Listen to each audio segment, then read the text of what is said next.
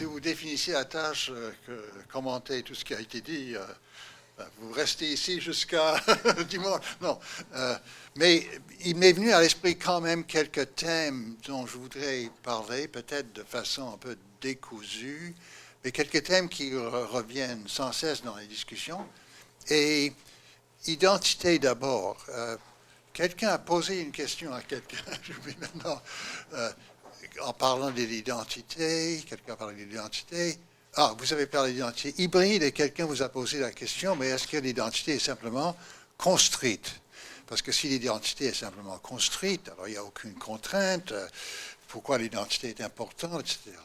Alors je crois que c'est une question très profonde qui rentre dans le vif du sujet. Ben, la réponse très courte, c'est non. Mais pourquoi? Pourquoi est-ce qu'on parle de l'identité lorsqu'on pense, par exemple, que quand on me demande mon identité, quand je demande votre identité, vous allez répondre avec, disons, des points de repère qui vous sont essentiels pour savoir où vous vous situez dans la vie, quelles sont les choses qui sont vraiment importantes pour vous. Vous allez répondre en disant je suis telle nationalité, j'ai telle religion, j'ai telle prise de position fondamentale, etc. Alors, il y a disons, des points de repère d'une personne qui permettent de savoir où il loge, qu'est-ce qui est important. Pourquoi est-ce qu'on en parle de nos jours de cela avec le mot identité, tandis qu'il y a 50 ans, peut-être le temps passe vite, peut-être un peu plus, mais disons, à mi-siècle, 20e siècle, non, on n'en parlait pas. Le mot n'avait pas ce sens-là. C'est extraordinaire. C'est un mot qui est tellement important dans la politique et la discussion sociologique et discussion morale actuelle qui n'existait pas auparavant.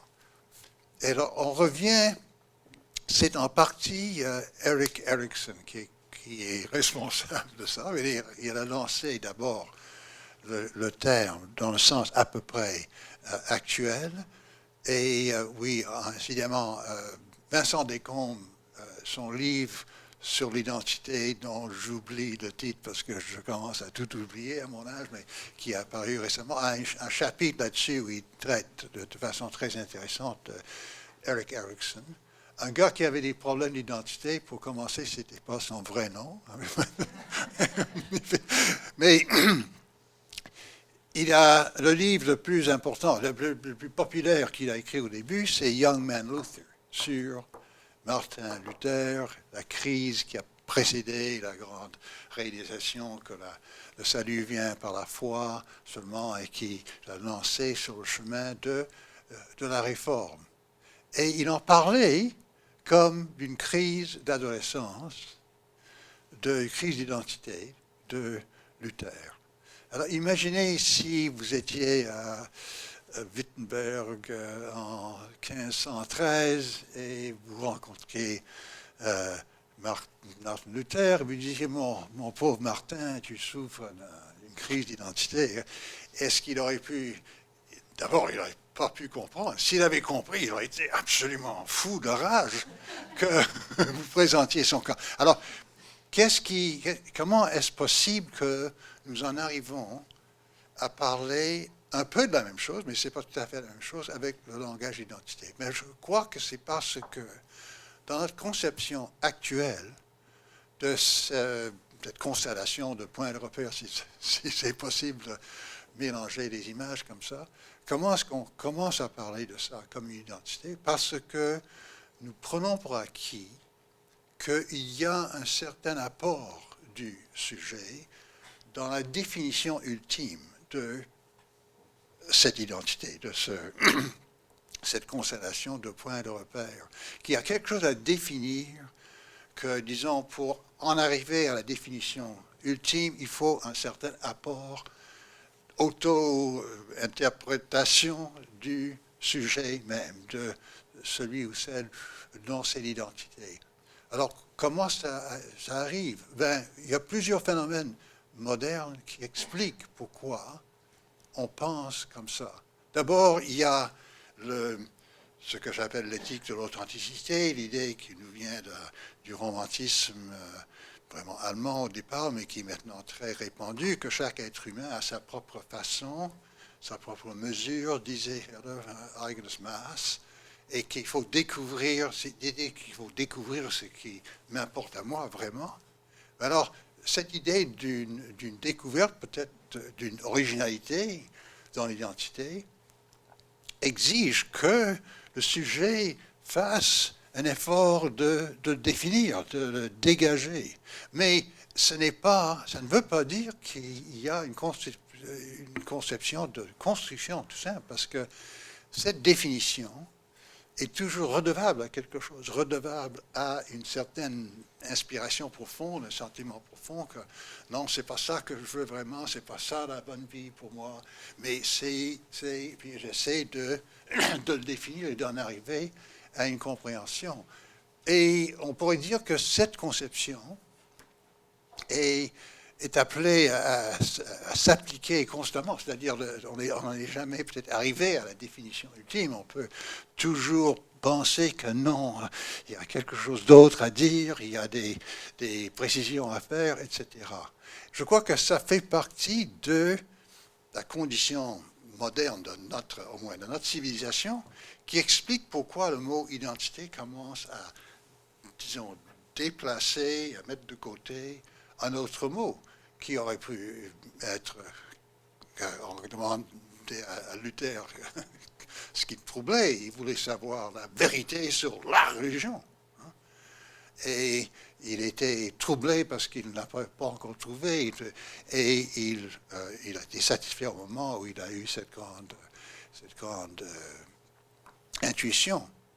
Alors, l'identité, donc, avec cet élément, cette dimension de subjectivité, mon identité, ou notre identité, est là parce qu'il y a toujours cet apport du sujet, mais qui ne veut pas dire qu'il s'agit d'une simple construction. Ça, c'est une erreur.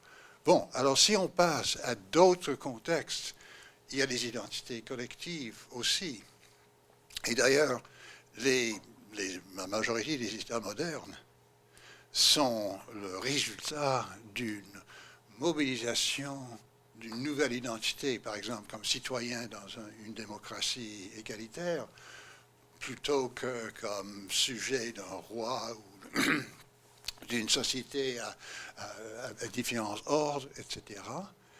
Il y a cette recréation d'une identité d'un peuple pour qu'ils fassent partie, ils animent une démocratie moderne.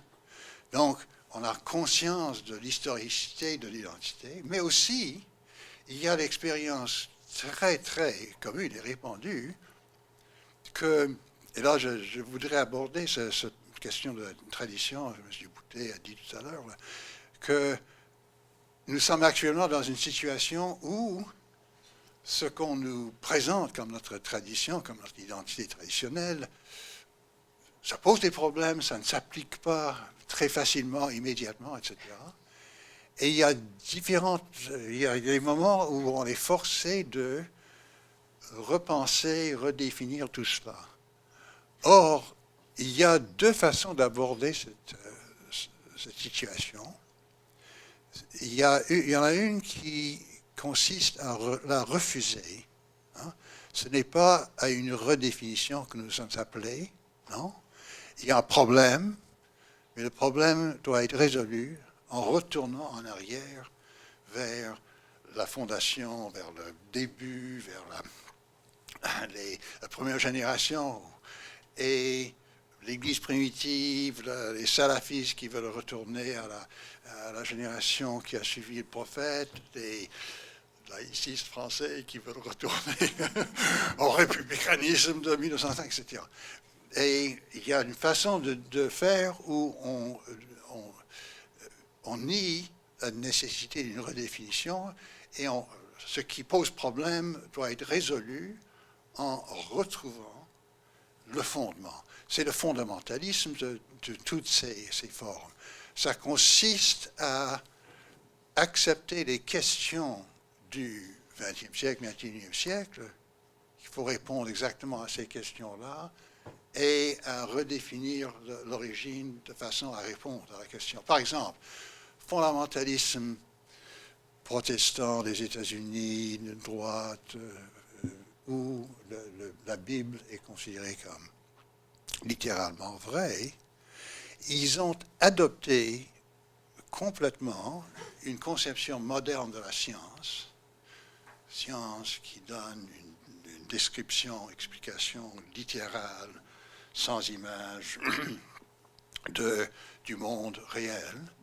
Et ils prétendent, non, devant la science darwinienne, nous avons la science créationniste, et puis, etc. On veut mettre en quelque sorte la réponse dans le moule de ce qui est considéré comme le discours le plus prestigieux de nos jours. Alors, il y a une question, quelle est l'explication scientifique du monde qui soit compatible avec la Bible? Et puis là, on revient avec cette idée de la biblical inerrancy, ou bien différents mouvements salafistes ou différents mouvements islamistes, un peu la même chose. Quel est le problème? Il faut organiser des sociétés modernes. Quelles sont les solutions qu'on nous propose? Libéralisme, socialisme, communisme, etc. Non, il faut une autre formule pour répondre à cette question. Comment organiser la société, comment organiser l'économie, etc. C'est l'islamisme, on va trouver ça dans la première génération. Il y a une façon complètement autre de répondre à cela, et c'est un peu ça que M. Boutet disait tout à l'heure, hein, dialogique. Et bon exemple, c'est la réflexion catholique d'avant Vatican II. Hein. Qu'est-ce qu'ils ont fait, des gens comme Lubac et puis Congar? Ils sont retournés, ressourcés dans les pères de l'Église, non pas en vue de trouver une solution toute faite pour les problèmes modernes, mais en vue de trouver, de se dégager de certaines vues beaucoup trop étroites qui s'étaient développées dans l'Église à cause du conflit entre l'Église et le libéralisme et la politique moderne, etc. Alors, ils avaient pris pour acquis que la tradition, j'emploie un mot de Bakhtin, était polyphonique. C'est-à-dire, il y a plusieurs voix dans la tradition. Et j'utiliserai l'image de dialogue, mais de façon encore plus poussée. Ils ont compris la tradition comme déjà un dialogue entre différentes voix à travers l'histoire de l'Église. Et ils essayaient de se situer finalement dans ce dialogue-là de façon à pouvoir répondre aux défis du monde qu'ils habitaient. Et c'est comme ça qu'ils l'ont fait. Ou bien, pour prendre un exemple du côté islamique, il y a un personnage comme Mohammed Iqbal, extraordinaire, qui était animé aussi par un certain soufisme, parce qu'il venait de Cachemire, où il y a une tradition soufiste, etc., mais qui allait beaucoup au-delà de ça, qui faisait se parler mutuellement beaucoup d'éléments de la tradition islamique pour pouvoir se situer. Et c'est affreux de croire qu'il passe maintenant pour l'inspirateur du Pakistan, si Iqbal, Pakistan, toujours. Mais vous voyez, il y a différentes façons de répondre à ce besoin que l'on ressent de redéfinir. Mais il y a toujours, à moins de nier qu'on redéfinisse, qui est justement ce que font les fondamentalistes et les islamistes, etc., à moins de nier qu'on redéfinisse, on est forcé d'accepter que ça doit être revu. Alors je crois que ça fait partie de notre condition moderne, surtout en Occident, mais aussi à peu près partout au monde, passant aux engaged Buddhistes, par exemple, de Thaïlande et de Sri Lanka, qui font un peu la même chose, songeons à Gandhi lui-même. On est forcé de reconnaître que ça doit être revu, redéfini. Il y a un apport, mais l'apport est basé sur un certain sentiment de fidélité. Il y a fidélité envers ce qui est vraiment valable. Alors, on n'est pas en train simplement de construire quelque chose, on est en train de redéfinir. Bon, alors ça, c'est le côté positif de l'identité. Le côté d'abord, pourquoi le terme est tellement incontournable? Pourquoi on arrive toujours à parler des prises de position fondamentales comme des identités. Il y a quelque chose de très sain là-dedans, dans le fait qu'on reconnaît la nécessité qu'on apporte quelque chose, qu'on apporte du sien là-dedans, qu'on redéfinisse. Mais le côté empoisonné, parce qu'il y en a aussi, c'est lorsque on traduit les différents conflits dans des conflits d'identité. Et là, nous en vivons un tel maintenant. Et celui que nous vivons maintenant est typique d'une situation qui se reproduit. Et peut-être nous devrions essayer de voir pourquoi cette situation se reproduit constamment. Cette situation se reproduit dans les démocraties parce que les sociétés démocratiques ont besoin de ce que j'ai appelé souvent identité politique, c'est-à-dire ils ont besoin d'un certain terrain d'entente. Pourquoi nous sommes ensemble? Quels sont les principes de base de notre vie ensemble? Ce n'est pas essentiel. Une réponse à cette question n'est pas essentielle dans une société traditionnelle, monarchiste.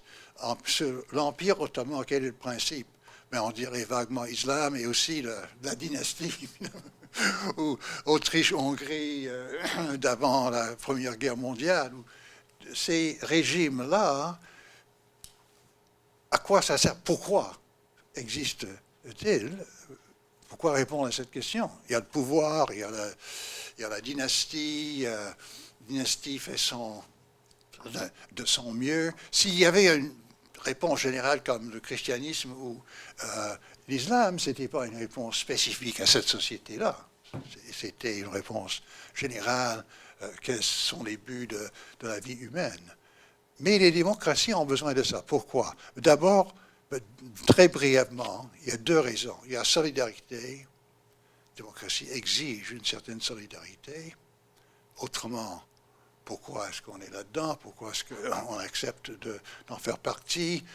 Pour qu'on ne nous traite pas sur le même pied que d'autres si ce groupe-là accapare tout le pouvoir politique à leur profit et nous néglige. Alors il faut une certaine solidarité et, qui est encore plus important, démocratie implique délibération commune. Et délibération commune implique que nous sommes d'accord sur le fond, sur les principes de base. La plupart des démocraties modernes ont deux dimensions de leur définition, de leur, je dirais, identité politique, une définition au niveau des principes. Nous sommes pour la démocratie, l'égalité, les droits, non-discrimination, etc. Une dimension historique, c'est l'État des Québécois. C'est l'État qui a une certaine source historique, qui a une certaine langue première qui est reliée à son ascendance historique, etc.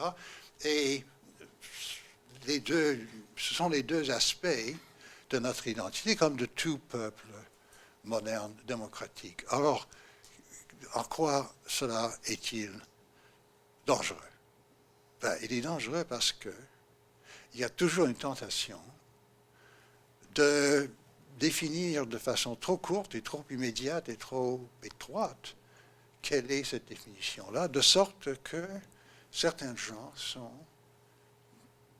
d'entrée de jeu, exclus. Et il y a des affaires très intéressantes écrites là-dessus. Il y a Michael Mann, The Dark Side of Democracy. Il y a le grand sociologue américain Jeff Alexander, The Civil Sphere.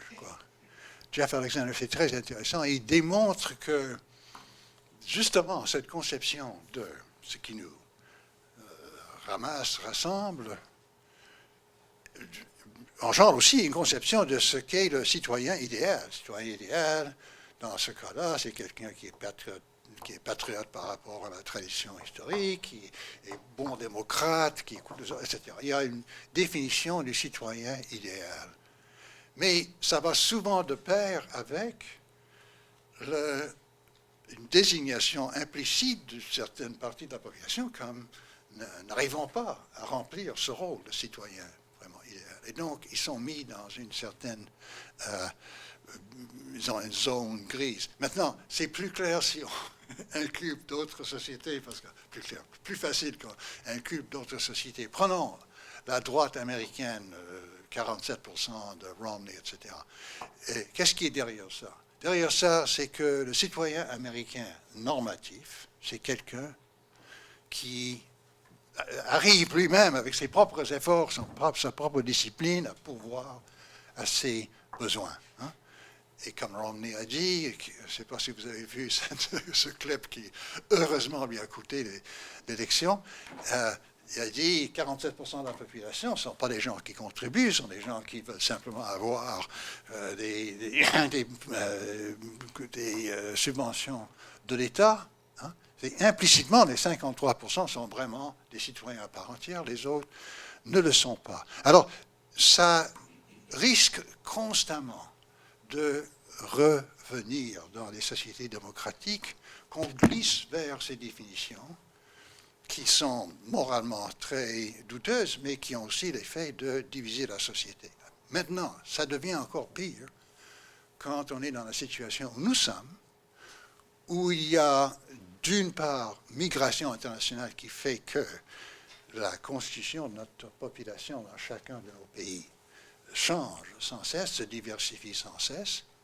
Et en même temps, grâce à l'importance de l'éthique, de l'authenticité et d'autres facteurs, où de nouvelles identités naissent sans cesse ou prennent un relief comme identité. Pensons par exemple à certains féminismes qui ont insisté pour que l'identité féminine soit reconnue, et l'identité des gays. C'est intéressant que c'est ça qui a animé la révolution des gays. Ce n'était pas simplement qu'ils avaient un mode de vie qui était terriblement poreux, terriblement étroit, qui ne leur permettait pas d'agir ouvertement comme ils voulaient, etc. Pensons à l'époque de Gide, par exemple. Gide, il came out, il est sorti du placard parce qu'il croyait que c'était nécessaire moralement, parce que les gens souffraient énormément. Arrivé aux années 50, 60, c'était un autre discours. Ce n'était pas simplement qu'ils souffraient, d'accord, mais c'était une discrimination contre une identité. Hein. Alors, l'identité est devenue, à ce moment-là, le fer de lance qui a fait qu'il faut qu'on nous reconnaisse. Alors, c'était une diversité interne qui a toujours existé. Ce n'est pas une diversité créée par la migration internationale. C'était une diversité interne, mais qui s'affirmait. Alors, pour ces deux raisons-là, nos sociétés sont en train de se diversifier très, très rapidement. Alors, comment sortir de ce dilemme? Est-ce qu'on refuse les nouvelles identités? Et là, on est profondément divisé. C'est pas possible à la longue pour une démocratie, parce que notre principe, c'est l'égalité universelle. Notre principe, c'est la non-discrimination. Alors, c'est très, très difficile de vivre ça. Mais quelle est l'alternative? Mais il faudrait à ce moment-là qu'on fasse de ce que j'appelle l'identité politique, j'espère que je ne continue pas trop longtemps, mais qu'on fasse de l'identité politique quelque chose qui est constamment sur le métier. On est constamment prêt à revoir. Hein? C'est-à-dire, on doit être impitoyable pour les primordialismes de la société moderne. Hein? Notre hymne national canadien, qui était vraiment hymne national des Canadiens français quand il a été écrit, au Canada, terre de nos aïeux. Fini. Québec, terre de nos aïeux. Oui, c'est un autre fête, et ce n'est pas un fête mineur, et c'est important de le célébrer, mais ce n'est pas la définition. En France, on dit, mais c'est les principes républicains, comme Jean Beaupérault prononce toujours ce mot républicain. Il faut rester fidèle à ça. Non, ça ne marche pas. Il y a eu cette grande bataille entre l'Église catholique et la République, et on comprend pourquoi ces mesures-là ont été prises en 1909, mais on n'est pas en 1909. Il faut revoir ça. Et c'est très difficile, parce que les gens sont profondément... Ah ben on voit, je ne sais pas si vous expliquer ça, on vit ça tous les jours. C'est très difficile, les gens sont profondément attachés à ces façons de se définir traditionnelles, qui continuent. Et c'est très difficile de revoir les choses. Et puis il y a beaucoup de peur qui s'associe à cela. Qu'est-ce qui va nous devenir? Et il faut comprendre cette peur-là. C'est très humain, c'est très compréhensible. Mais si on regarde ça clairement et froidement même, ce dilemme n'a qu'une solution heureuse. C'est une redéfinition de ce qui nous unit, de ce qui est nos éléments communs, qu'est-ce que j'ai dit tout à l'heure, notre identité politique, qui tient compte de notre histoire. C'est très important, d'où nous sommes venus, oui. Mais qui voit que ce qui descend de cette histoire soit constamment modifié, présenté sous de nouveaux jours, de nouvelles façons, etc. Et c'est ce qu'on voit dans l'interculturalisme québécois, idéalement. Et puis il y a des cas de réussite merveilleuse. J'étais d'accord avec vous tout à l'heure, parce que j'ai des petits-enfants qui ont fait l'école secondaire à Montréal récemment, et puis c'est fantastique. Je parlais avec elle pendant les périodes de la commission, et ils m'ont dit, des grandes personnes, c'est fou, ouais, qu'est-ce qu'ils ont? Et puis, alors là, il y avait une identité qui s'est changée pour inclure des gens, mais qui n'était aucunement une négation de ce qui existait auparavant. Alors, il y a des cas où c'est parfaitement réussi. Le problème, c'est qu'il y a des décalages. Si nous vivons maintenant, il y a des décalages. Et ça devient très, très difficile. Mais c'est difficile aussi pour des gens d'accepter, puisque les démocraties ont besoin d'une identité commune comme ça, d'une identité politique. J'ai des amis cosmopolites qui s'appellent cosmopolites. Le nationalisme, on va jeter ça dehors. Tout le monde va être citoyen du monde. Non, ça ne marche pas comme ça.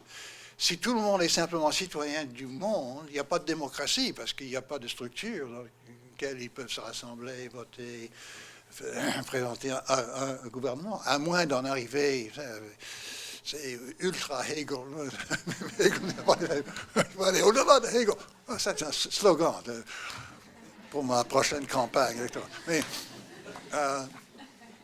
et à moins d'en arriver là, nous avons besoin d'États-nations, d'États spécifiques, avec une histoire spécifique, avec une définition spécifique, pour avoir le moindrement possibilité de régime démocratique, de décision démocratiquement faite sur des questions importantes. Mais donc on ne peut pas se défaire tout simplement de ces identités, mais il faut les refaire, il faut constamment les refaire, et il faut se donner petit à petit, lentement, la conscience que ce n'est pas une tâche ponctuelle. On va refaire maintenant, puis c'est fini, pas de problème. Non, non. Il va venir, même si on avait une solution merveilleusement magique demain pour le Québec, pour tout le monde qui est ici maintenant, à la fois d'autres gens vont arriver et nos petits-enfants et arrière-petits-enfants vont inventer de nouvelles identités, etc. Ça, c'est absolument sûr. Donc, ce que nous pourrions inventer le 11 février 2014 ne pourra pas rester constamment, tenir la route. Hein. Alors, c'est un message très difficile pour les démocraties, justement parce que leur identité politique est tellement importante. Alors, c'est là où le côté, je dirais, empoisonné, potentiellement empoisonné de l'identité commune peut entrer en ligne de compte, où ça devient la base d'exclusion, d'étroitesse. Et la seule façon de répondre à ça, c'est de façon créative, c'est de redéfinir. Mais il faudrait qu'on discute de ça plus ouvertement qu'on le fait. Bon, alors c'est peut-être, mon Dieu, il est déjà 4h15, mais je voulais parler de ces deux thèmes-là. Identité, d'une part, pourquoi on utilise le mot, à quoi sont confrontées toutes les traditions, mais ensuite l'application politique de l'identité qui est collective, qui est à la fois incontournable et extrêmement dangereuse.